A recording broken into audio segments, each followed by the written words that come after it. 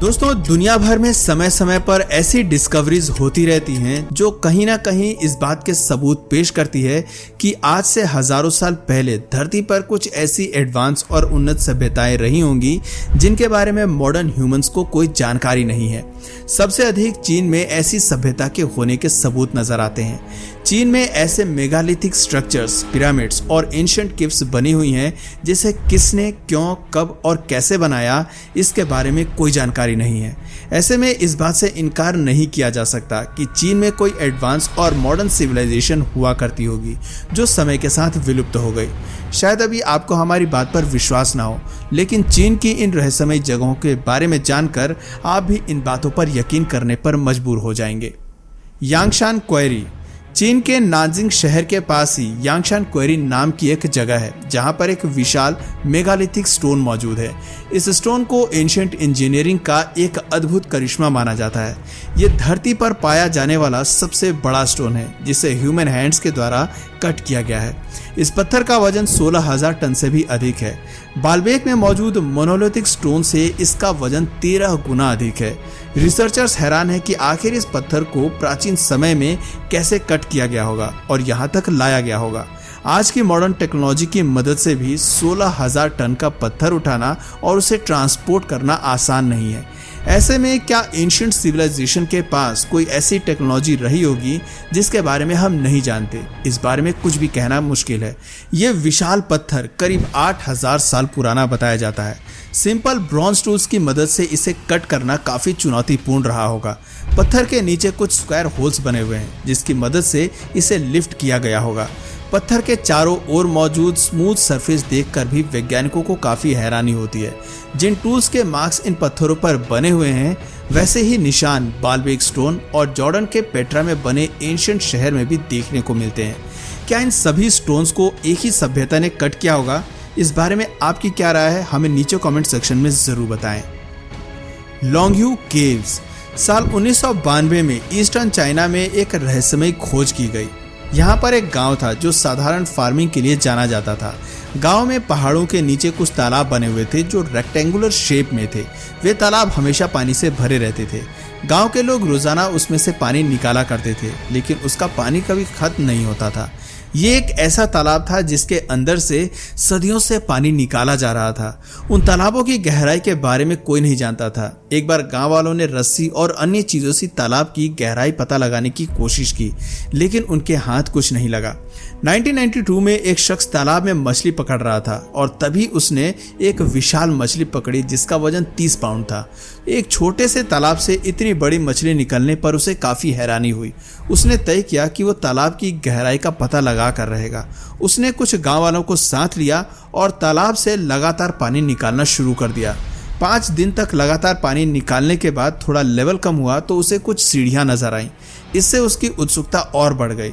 कुछ motor machine लगाकर उसने और ज्यादा पानी निकाला और 17 दिन की मेहनत के बाद उसे अंदर कुछ गुफा नजर आई। वो सीढ़ियां एक गुफा की ओर जा रही थी। अंदर जाकर लोगों ने कुछ ऐसा देखा जिससे किसी को भी अपनी आंखों पर विश्वास नहीं हुआ। उस गुफा के अंदर एक विशाल महल बना हुआ था। करीब 24 गुफाएं वहां बनी हुई थी जो एक दूसरे से इंटरकनेक्टेड थी। अंदर का महल बहुत भव्य था जिसे बेहतरीन नक्काशी के साथ तैयार किया गया था। महल के अंदर पिलर्स थे जो छत और जमीन से जुड़े हुए थे। जमीन के अंदर इतना बड़ा और सुंदर महल मिलना किसी अजूबे से कम नहीं था। महल की दीवारों पर जानवरों और पक्षियों की आकृतियां बनी हुई थी। आपको हैरानी होगी कि इस महल के अंदर ड्रेनेज सिस्टम भी मौजूद था। जब शोधकर्ताओं ने इस महल की रिसर्च की तो पाया गया कि ये 2000 वर्षों से भी अधिक पुराना है। लेकिन कौन सी सभ्यता ने इसका निर्माण कराया, इस बारे में आज तक वैज्ञानिकों को पता नहीं चल पाया है। इस महल को और 24 गुफाओं को किसने और क्यों बनाया, इस बारे में अभी तक कोई जानकारी हाथ नहीं लगी है। हैरानी की बात यह है कि इन गुफाओं को बनाने में बहुत अधिक मैन पावर का इस्तेमाल हुआ होगा। 1 लाख क्यूबिक मीटर पत्थर और मिट्टी हटानी पड़ी होगी। ये गुफाएं 6 फुटबॉल के मैदान के बराबर थीं। चीन के लोग यूं तो हर चीज का डॉक्यूमेंटेशन करने में माहिर थे, लेकिन इस गुफा से संबंधित कोई भी दस्तावेज या शिलालेख नहीं मिल पाए हैं। होशिन ग्रोटेस। लॉन्ग्यू केव से करीब 1000 मील की दूरी पर येलो रिवर के पास कुछ ऐसी ही रहस्यमयी गुफाएं बनी हुई हैं। यहाँ पर कुल 36 गुफाएं हैं जिन्हें हॉशिन ग्रोट्स कहा जाता है। इन गुफाओं का इंटीरियर वाकई में कमाल का है। कार्विंग्स और नक्काशी बेमिसाल है। यहाँ बने पैसेज इंजीनियरिंग का अद्भुत नमूना पेश करते हैं।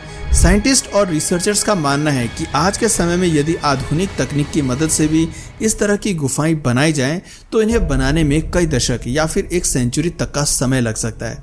ऐसे में बिना किसी एडवांस टेक्नोलॉजी के कैसे एंशिएंट लोगों ने इसे बनाया होगा, ये बात समझ से परे है। इन गुफाओं को कैसे बनाया गया था और किस सभ्यता के लोगों ने इसे बनाया था, इस बारे में कोई भी प्रमाण आज तक नहीं मिले हैं। हेजिन सिटी फोर्ट्रेस। चीन में ऐसी ही ढेरों गुफाएं बनी हुई हैं। ऐसी ही एक जगह है हेजिन सिटी फोर्ट्रेस जो पहाड़ की ऊंचाई पर बनी हुई है। पहाड़ को देखने पर कोई नहीं अंदाजा लगा सकता कि ऊपर कोई एंशिएंट कॉलोनी रही होगी। लोकल लोगों को भी इस किले और यहाँ बनी गुफाओं के बारे में कुछ भी नहीं पता।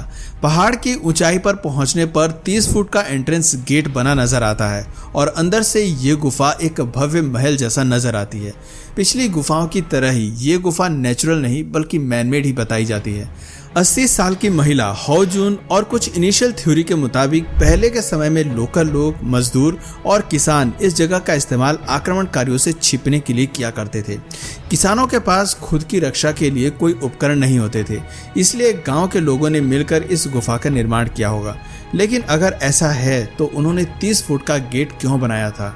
उसके लिए तो छोटा सा गेट भी काफी था जिससे वो किसी की भी नजर में ना आए, और बिना मॉडर्न टूल्स और मशीनरी के किसी अद्भुत जगह का निर्माण करना आसान नहीं है। गुयाजू केव्स। साल 1984 में चाइना में बीजिंग से करीब 50 मील दूरी पर एक डिस्कवरी की गई थी। ये डिस्कवरी अब तक की सबसे रहस्यमय डिस्कवरी मानी जाती है। यहाँ पर कुल 117 गुफाएं और 350 से अधिक चैम्बर्स बने हुए हैं। ये पूरी जगह कुल 25 एकड़ एरिया में फैला हुआ है और सॉलिड ग्रेनाइट को कट कर इसका निर्माण किया गया था। यहाँ पर बने चैम्बर्स बहुत ही अट्रैक्टिव लगते हैं। इसमें स्क्वायर, रेक्टेंगुलर और सर्कुलर सभी तरह के फॉर्मेशंस हैं। कई मल्टी स्टोरेज बिल्डिंग्स भी यहाँ बनी हुई हैं और एक खास बात यह है कि इन चैम्बर्स में ड्रेनेज सिस्टम भी है। जिस भी सभ्यता के लोग यहाँ पर रहे होंगे उन्हें वाटर कंजर्वेशन की इम्पोर्टेंस के बारे में भी पता होगा। रिसर्चर्स का मानना है कि ये काम किसी एडवांस सिविलाइजेशन का है। साधारण लोगों के लिए ऐसी जगह का निर्माण करना मुमकिन नहीं है। ये पूरी जगह काफ़ी अच्छे से डेवलप की गई थी। यहाँ पर सीढ़ियाँ और ब्रिजेस भी बनाए गए थे। इतना ही नहीं, ग्वांगटुंगन नाम का एक मंदिर भी यहाँ पर बना हुआ है। ये मंदिर 8 स्टोरी वाला रहा होगा। हालांकि कुछ रिसर्चर्स का मानना है कि ये कोई मंदिर नहीं बल्कि इस सभ्यता के मुखिया का घर रहा होगा। गुयाजू की ये गुफाएं 2000 साल या इससे भी अधिक पुरानी होने की संभावना जताई जाती है। सैंगजिंग डुई। चीन की प्राचीन सभ्यता से जुड़ा एक और करिश्मा आपको दिखाते हैं। साल 1986 में ग्वांगहुन सिटी में कुछ वर्कर्स कंस्ट्रक्शन का काम कर रहे थे। खुदाई के दौरान उन्हें 2 बड़े गड्ढे नजर आए जिसके अंदर ढेरों हैंडीक्राफ्ट्स और आर्टिफैक्ट्स की चीजें भरी पड़ी थी। उन्हें देखकर ऐसा लग रहा था जैसे कि उन्नत सभ्यता के लोगों ने अपना सामान वहां पर छिपा रखा होगा। उस सामान में गोल्ड और ब्रॉन्ज के मास्क, मूर्तियां, स्कल्पचर्स, मार्बल आइटम्स जैसे करीब 13,000 चीजें थीं। इसमें 1200 चीजें ब्रॉन्ज की थीं और करीब 550 आइटम गोल्ड की थी। यानी कि ये एक खजाने की डिस्कवरी थी, ऐसा आप कह सकते हैं। कार्बन डेटिंग से पता चला कि वो सभी चीजें 3 से 5,000 साल पहले बनाई गई थी। 9 फीट तक की मूर्तियां और स्टैचू भी यहाँ पर पाए गए थे। मास्क के अलावा कछुए की, ड्रैगन की, सांप की और अन्य कई चीज़ों के स्कल्पचर्स भी उस सामान में मौजूद थे। उन चीज़ों को बनाने के लिए मेटलर्जी स्किल्स की जानकारी होना भी बहुत ज़रूरी था। तो क्या प्राचीन समय में चीन के लोग मेटल्स और अन्य धातुओं के बारे में जानते थे? ये सवाल वैज्ञानिकों को आज भी परेशान कर रहा है। Chinese pyramids. चीन के रहस्यों की बात होती है तो उसमें यहाँ के पिरामिड्स का जिक्र जरूर किया जाता है। बताया जाता है कि चीन में छोटे बड़े मिलाकर कुल 200 से भी अधिक पिरामिड्स बने हुए हैं और इनमें से कुछ पिरामिड्स मिस्र के पिरामिड से भी कई ज़्यादा ऊंचाई वाले हैं। हैरानी की बात यह है कि चीन की सरकार इन पिरामिड्स को दुनिया की नज़रों से छिपा कर रखती है। मैप्स पर भी इन पिरामिड्स को देखना बहुत मुश्किल है। सरकार ने पिरामिड्स के पास खुदाई करने और यहाँ जाने पर सख्त प्रतिबंध लगा रखा है। पिरामिड्स को कवर करने के लिए स्थानीय लोगों की मदद से उन्हें घास और पेड़ पौधों से अच्छी तरह से कवर कर दिया गया है जिससे कि सैटेलाइट इमेजेस में वो साधारण पहाड़ जैसे नजर आए। साल 1912 में चीन में पहली बार पिरामिड की खोज की गई थी। उसके बाद से अब तक 200 पिरामिड्स खोजे जा चुके हैं। इन पिरामिड्स के आसपास चीन की मिलिट्री तैनात रहती है। ऐसा कहा जाता है कि यहाँ पर चीन के इतिहास से जुड़ी कई रहस्यमयी चीज़ें हैं और चीन के राजघराने के लोगों को यहाँ पर दफनाया गया होगा, इसलिए सरकार इन जगहों पर किसी को जाने नहीं देती। दोस्तों, इन पिरामिड्स को बचाने का तरीका काफ़ी आधुनिक है। सभी एंगल्स इंक्लाइंड हैं। एक और आश्चर्य की बात यह है कि चीन का जियांग पिरामिड, मिस्र का गीज़ा पिरामिड और मेक्सिको का तियातिहुआकान पिरामिड एक ही लाइन में है। अलग अलग देश और कॉन्टिनेंट्स में होने के बावजूद इनका एक ही लाइन में होना महज एक इत्तेफाक नहीं हो सकता है। चीन के पिरामिड्स में सबसे रहस्यमयी व्हाइट पिरामिड को माना जाता है, जिसकी ऊंचाई मिस्र के सबसे ऊंचे पिरामिड के डबल है। इसे बनाने में 50 मिलियन टन से अधिक पत्थर का इस्तेमाल किया गया होगा। दोस्तों, एक हैरानी की बात यह है कि अब तक हमने जितनी भी गुफाओं के बारे में पढ़ा, उसके अंदर से जो भी मिट्टी या पत्थर निकाले गए थे वो आसपास के एरिया में कहीं देखने को नहीं मिलते। ऐसे में कुछ साइंटिस्ट ये दावा करते हैं कि शायद उन पत्थरों की मदद से ही पूरे चीन में अलग अलग जगहों पर पिरामिड्स बनाए गए होंगे, लेकिन ये पिरामिड्स 8000 साल से भी अधिक पुराने बताए जाते हैं। ऐसे में गुफा के स्टोन और पिरामिड्स के स्टोन की थ्योरी ज़्यादा रिलेट नहीं होती। दोस्तों, क्या कभी चीन के इन सभी रहस्यों का राज खुल पाएगा? क्या वाकई में चीन में ऐसी सभ्यताएं मौजूद थीं जो समय के साथ विलुप्त हो गईं?